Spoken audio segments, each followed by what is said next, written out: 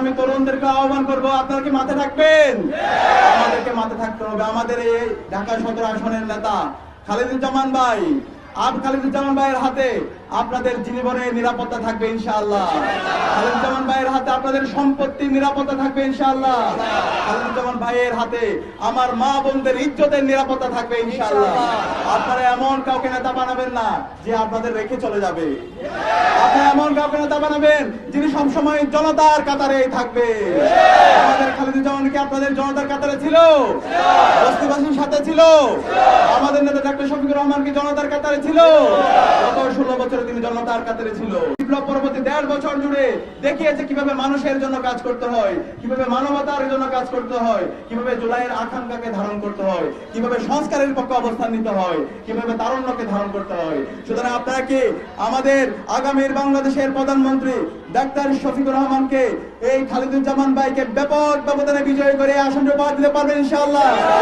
ইনশাআল্লাহ। ইতিমধ্যে ডাকসুতে যে রায় এসেছে, সর্বশেষ জকসুতে যে রায় এসেছে, আগামী 12 ফেব্রুয়ারি ব্যালট বিপ্লবের মাধ্যমে দাড়িপাল্লার কান্ডারি ইনসাফের প্রতিনিধি খালিদুজ্জামান ভাই ব্যাপক ব্যবধানে বিজয় হবে ইনশাআল্লাহ। ইনশাআল্লাহ। একই সাথে আমরা বলতে চাই, আজকে এই গণজাগরণ দেখে, দাড়িপাল্লার জোয়ার দেখে, ইনসাফের জোয়ার দেখে একটা পক্ষ বিভিন্নভাবে ষড়যন্ত্র করছে। তারা আবার সে পেছন দিক দিয়ে ক্ষমতা আসতে চায়।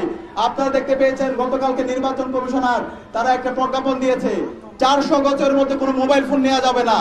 তারা আবার সেই কারচুপি নির্বাচন করতে চায়, আবার সেই পেছন দিক দিয়ে ক্ষমতা আসতে চায়। আমরা বলতে চাই, তরুণরা বেঁচে থাকতে, জুলাইয়ের প্রজন্ম বেঁচে থাকতে আমরা তা হতে দেব না। এই অগণতান্ত্রিক এবং এই অগণতান্ত্রিক সিদ্ধান্ত দ্রুত সময়ের মধ্যে প্রত্যাহার করতে হবে। আমরা বলতে চাই নির্বাচন কমিশনকে, তোমরা যদি কোন দলকে পেছন দিক দিয়ে ক্ষমতা নিয়ে আসতে চাও, দিল্লির তাবেদারদেরকে বলতে চাই, পেছন দিক দিয়ে কাউকে যদি ক্ষমতা নিয়ে আসতে চাও, তাহলে এই স্বাধীন বাংলাদেশে তোমাদেরকে বিচার আওতায় নিয়ে আসা হবে। সকল দলের জন্য লেভেল প্লেইং ফিল্ড ইনশিওর করতে হবে।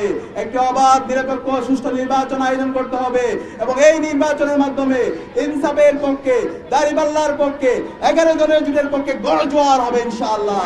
আগামী যে বাংলাদেশ হবে, সে বাংলাদেশ হবে ইনসাফের বাংলাদেশ। সর্বশেষ আমাদের আরেকটা ভোট, গণভোট। গণভোটে হাকে বিজয় করতে হবে। আমরা কি হাকে বিজয় করতে পারবো?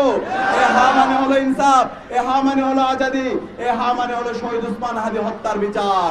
আমাদের 12 তারিখ প্রথম যে ভোটটা পড়বে, সে ভোট হচ্ছে গণভোটে হায়ের পক্ষে ভোট। দ্বিতীয় ভোট হবে ইনসাফের পক্ষে, দাড়িপাল্লার পক্ষে, আমাদের এই ঢাকা 17 আসনের প্রার্থী খালিদুজ্জামান ভাইয়ের পক্ষে।